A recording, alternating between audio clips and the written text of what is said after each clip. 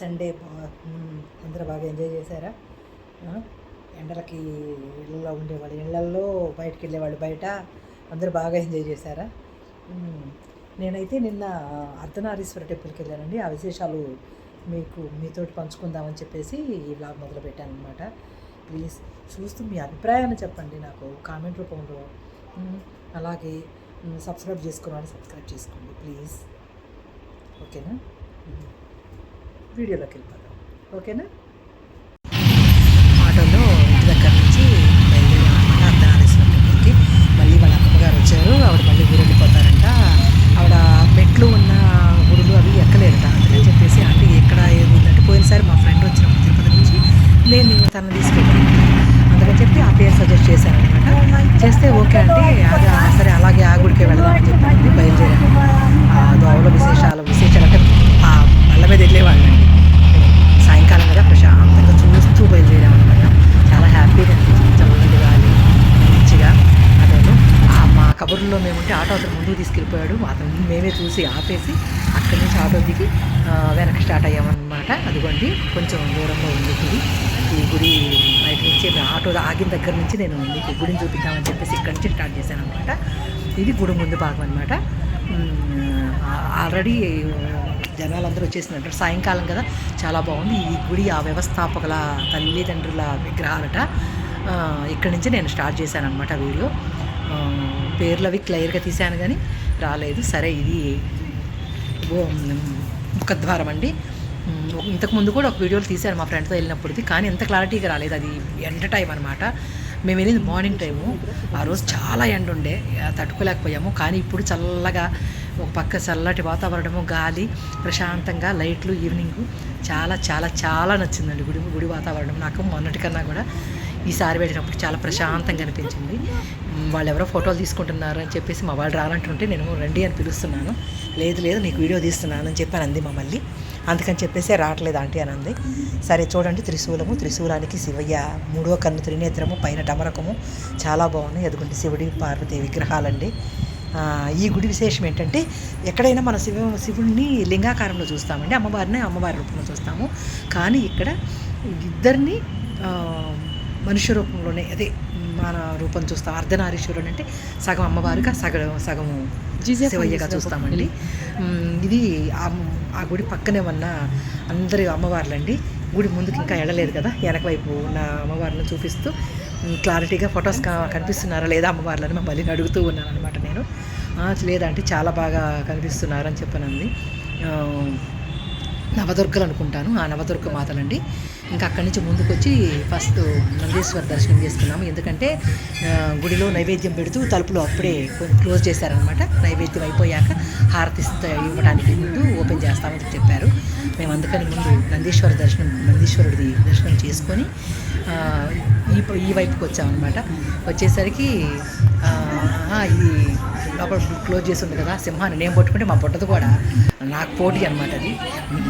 అది కూడా ఎప్పుడు వచ్చేసింది. చూడండి, అక్కడ ఏదో ప్రోగ్రామ్ జరుగుతున్నట్టుంది. ఏంటా అని చెప్పేసి అటువైపు వెళ్ళాము. భరతనాట్య ప్రోగ్రామ్ ఏదో ఇంకా స్టార్ట్ కాలేదు. ఫస్ట్ ఏదో గురు పూజ జరుగుతున్నట్టుంది. చూడండి ఎంతో ముద్దుగా ఉన్నారు పిల్లలు, చాలా బాగున్నారండి. అందుకని పిల్లల్ని పువ్వులతో పోలుస్తారు. చూడండి ఎంత క్యూట్గా ఉన్నారో. నిజంగా తల్లిదండ్రులని కూడా ఇప్పుడు మెచ్చుకోవచ్చండి. ఎందుకంటే అన్నీ నేర్పిస్తున్నారు పిల్లలకి. భరతనాట్యం ఏంటి, కరాటే ఏంటి, చూడండి ఎంతో ముద్దుగా. చాలా అరుదైపోయింది కదా ఇప్పుడు గురువుకి నమస్కరించడము, గురువుకి పాదపూజ చేయడం అనేది చాలా అరుదైపోయింది కదా. ఇంకా అది అంతరించలేదు ఆ కళ అనేది అని చెప్పేసి ఇక్కడ చూస్తుంటే నాకు చాలా హ్యాపీ అనిపించింది. నేను కూడా అదిగో వాళ్ళ వీడియోస్ తీస్తూ ఉన్నాను. ఈ ప్రోగ్రామ్ స్టార్ట్ అయితే కనీసం లోపల ఎలాగో మనం ముట్టుకొనివ్వరు కదా, ఇక్కడ శివపార్వతులను అయితే టచ్ చేయొచ్చు మనము అని చెప్పేసి మమ్మల్ని ఆంటీ ముందు మీరు వెళ్ళి దర్శనం చేసుకొని రండి, ప్రోగ్రామ్ స్టార్ట్ అయితే అక్కడికి ఎవరు వెళ్ళనివ్వరనండి. నేను మా పుట్టదాని పేరు లాశ్రీ అండి. మేమిద్దరం కలిసి వెళ్ళి అది నిజమేన అనిపించేసి వెళ్ళి దర్శనం చేసుకున్నామండి. చూడండి అమ్మవారు ఎంత ముద్దుగా కూర్చొని ఉన్నారు. అసలు ఆ విగ్రహాన్ని చూస్తూ నాకు ఇంకా మాట రాదనిపించింది.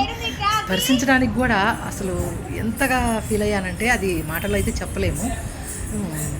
నేను ఆయన స్పర్శించాను కదా, మా బుడ్డతో కూడా వెళ్ళి పడుతుంది, ఆయన తీసుకొస్తుందండి.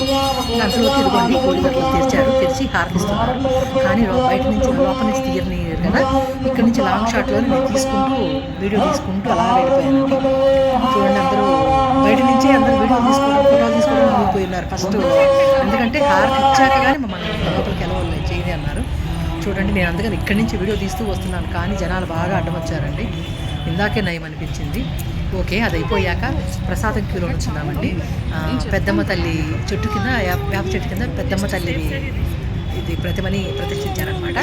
నేను దర్శనానికి అనుకున్నాను, తర్వాత చూస్తే క్యూలో ప్రసాదం తీసుకుని వెళ్తున్నారు. సరే, వేడి ప్రసాదం మేము కూడా తెచ్చుకున్నామండి. తెచ్చుకొని టేస్ట్ చూస్తుంది మమ్మల్ని చేస్తూ వీడియో చేస్తున్నానండి. అవుతుంది చూడండి, పర్లేదు తినేసేయి అన్నాను. తర్వాత అదిగా బుడదానికి పెడుతుంటే అదేమో నకరాలు పోతుంది, దానికి తిండి అస్సలు గిట్టదులేండి. వాళ్ళ అమ్మమ్మగారు మాత్రం కామ్గా తింటూ ఉన్నారు.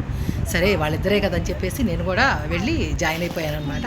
అదిగోండి, నా ప్రసాదాన్ని అయితే నేను వేడి ప్రసాదాన్ని హ్యాపీగా ఆరగించాను. ఎంతైనా గుళ్ళో ప్రసాదం ఆ తీరు, ఆ టేస్టే వేరుగా ఉంటుందండి. చాలా బాగుంది. ప్రశాంతంగా ఒక బెంచ్ మీద కూర్చొని మొత్తం అంతా గుడి చుట్టూ వాతావరణం అంతా గమనిస్తూ ప్రశాంతంగా తింటాం. నిజంగా ఆ ఫీలింగ్ అసలు మాటల్లో చెప్పలేమండి. చూడండి, లైట్ల వెలుతురులో గుడి వెనక మాల అపార్ట్మెంట్లు కనిపిస్తున్నాయి. ఆ గుడిలో ప్రశాంతంగా చూడండి, ఎక్కడ పడితే అక్కడ దర్శనం చేసుకుని వచ్చిన వాళ్ళందరూ కూర్చొని ప్రసాదం తింటుంటే నిజంగా అది గుడిలో మాత్రమే సాధ్యమవుతుందేమో కదా. మనం అలా చూడడం. క్యూలోనైతే ఇంకా ఉన్నారు ప్రసాదం తినేవాళ్ళు. అక్కడి నుంచి లేచి మేము గోశాల వైపు వెళ్ళాము. ఇంప్రూవ్ అవ్వలేదు. అటు చూడండి, ఇప్పుడు పిల్లలకి ఆవులను పట్టుకోవాలన్నా భయం వేస్తుంది. చూడండి, వాళ్ళ ఫాదర్ పట్టుకోవడానికి ట్రై చేపిస్తుంటే భయపడుతున్నాడు. మా లాసిని కూడా భయపడింది, కానీ నేను ధైర్యం చేసి రావే అని చెప్పేసి దాన్ని తీసుకెళ్ళి పెట్టించాను అనమాట. నేను అదిగో పెట్టేసేసి అది గబగబా వెళ్ళిపోతుంది.